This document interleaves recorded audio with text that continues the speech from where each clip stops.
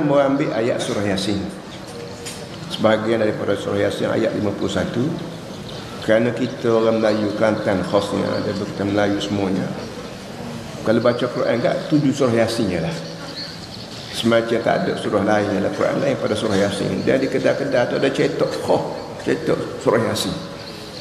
Tak tahulah niat apa, wallah. Sepatutnya kita baca semua, tapi kita dituju-tuju atas surah tertentu. Walaupun surah Yasin ni Nabi sebut Yasin qalbul Quran. Yasin ni ibarat jantung bagi Quran. Dalam tubuh manusia ni ada jantung.